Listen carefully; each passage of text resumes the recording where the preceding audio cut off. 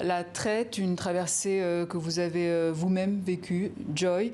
Est-ce que vous pouvez nous raconter les différentes étapes à partir de Benin City, là d'où vous êtes originaire?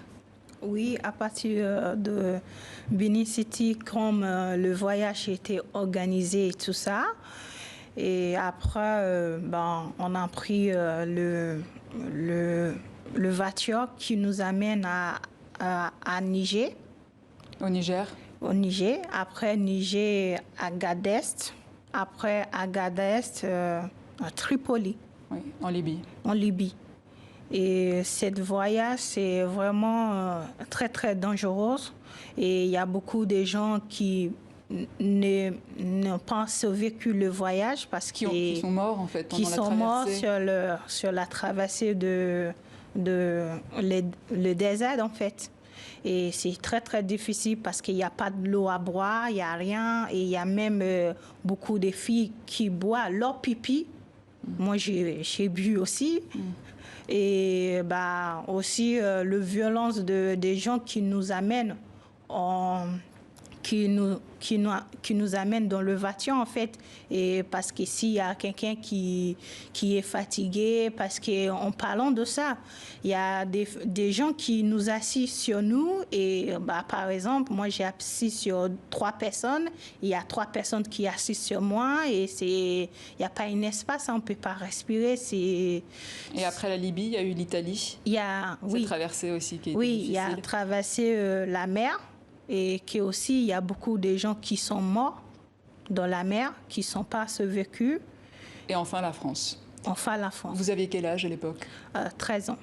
C'est vos parents qui vous ont poussé à y aller? Oui, c'est mes parents. Ils m'ont raconté que je vais venir étudier en France et je vais aider cette proxénète qui veut m'accueillir chez elle, en fait, que je vais aider à faire le ménage de la maison, aider les enfants et tout ça. Mais à aucun moment, vous ne saviez qu'il s'agissait là de prostitution? Non, aucun. Pourtant, on vous a dit, vous aviez 13 ans, mais on vous a dit de dire que vous étiez majeur. Pourquoi? Non, quand j'étais au Nigeria, on ne m'a jamais dit que j'étais majeure. En arrivant sur la route, c'est là-bas qu'ils m'ont donné un passeport, un faux passeport, que mon identité, mon nom était enlevé. Ils ont mis un faux nom, un faux date de naissance et tout ça. L'idée, c'est de vous faire perdre vos repères, en fait. Oui. Perdre d'identité, sans passeport. Mon passeport et qui je suis, en fait, tout. Et là, j'ai dit, j'étais pas née en cette date. Ils m'ont dit, non, maintenant tu dis, c'est ça quand tu t'appelles maintenant, et c'est cette nom tu t'appelles maintenant. Si tu te demandes date de naissance, tu dis c'est ça maintenant. J'ai dit d'accord. Et quand vous venez en France, on vous dit, Clément Sibeni, qu'elles sont majeures. On leur dit ça. Pourquoi ce mensonge?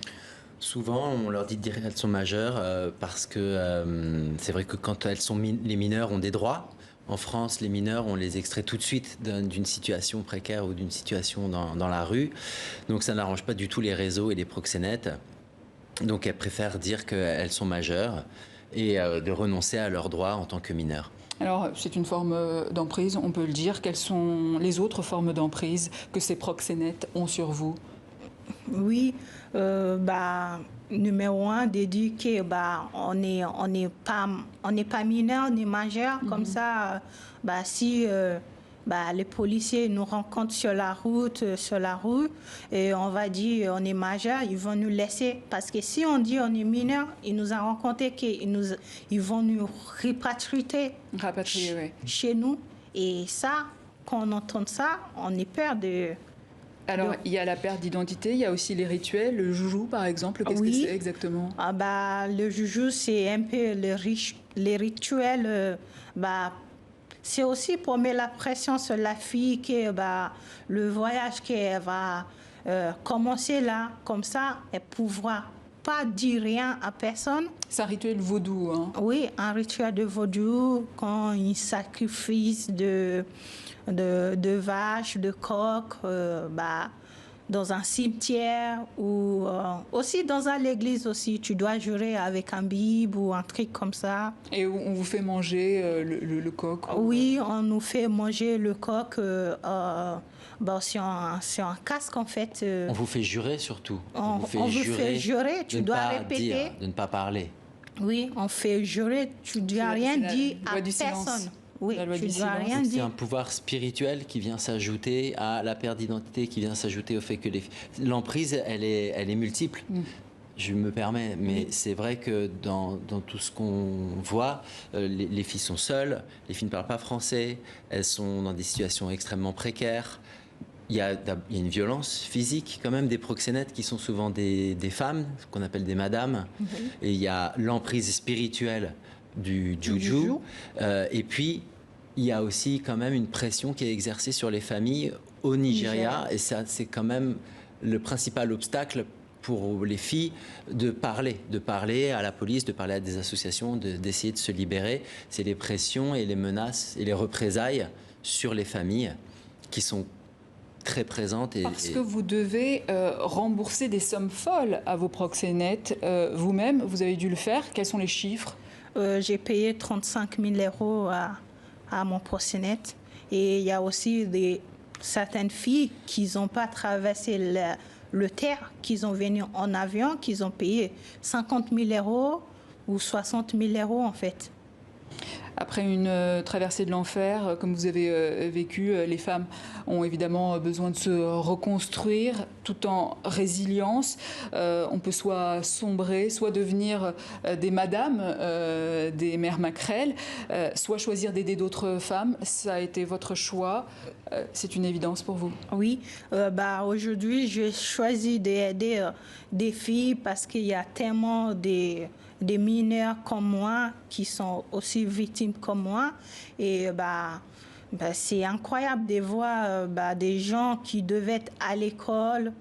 Moi, je n'étais pas été à l'école. Et je vois des gens qui sont là, qui sont dans la rue et tout ça. Je sais que voilà, ils sont des victimes de traite. Et là, je suis mieux maintenant. Il faut que j'ai essayé de parler avec les filles, donner que moi, j'étais victime de ça. J'ai vécu ça, j'ai vécu tout ça là. Et vous pouvez faire mieux.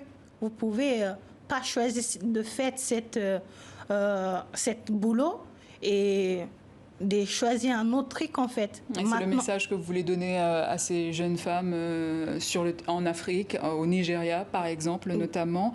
Quel est le profil de ces femmes en fait? Ils sont multiples, je crois qu'ils sont multiples. C'est pas forcément, ça se joue pas forcément à un niveau social. Peut être des filles qui sont très éduquées, qui ont entrepris des études, mais qui tout d'un coup rencontrent quelqu'un et qui leur promet des études en France, de gagner plus d'argent. Alors après, c'est vrai qu'elles viennent essentiellement de Benin City. Benin City, c'est au sud du Nigeria, c'est la capitale de l'Edo State, l'État d'Edo. Donc c'est vraiment le berceau de la traite. C'est de là que partent la grande majorité des filles nigérianes qui vont devenir prostituées. C'est les réseaux de traite qui sont vraiment implantés là-bas. Est-ce qu'il y a un profil ? Pas vraiment. Ce serait faux de dire que c'est des filles qui ne sont pas allées à l'école et qui viennent de la campagne. Elles viennent de la ville, de la campagne, de partout. Alors dans votre cas, Joy, il y a une action judiciaire qui a été menée. Comment ça s'est passé? C'était en juillet 2020? Oui, c'était bien. Et l'empère qui donne, la condamnation qu'il donne maintenant, c'est vraiment haute. Ce n'est plus la même chose, 4 ans, 5 ans. C'est combien? Maintenant, c'est 20 ans, 19 ans, 15 ans, c'est vraiment... de prison. Ouais. Là, c'est des photos, on voit des photos, c'était donc aux assises, c'était un des premiers procès pour traite des êtres humains qui s'est déroulé aux assises, et en effet, l'auteur principal a pris 19 ans, sa femme a pris 20 ans, les autres peines c'était 15, 14, 12 ans, et c'est assez exceptionnel, et je pense que Joy, le fait qu'elle fasse partie, membre de MIST, puisse parler à des filles qui n'en sont pas encore là, qui hésitent encore à parler. Son exemple, ne serait-ce que d'être ici aujourd'hui à visage découvert, c'est très courageux et ça lui donne une légitimité, une autorité pour parler.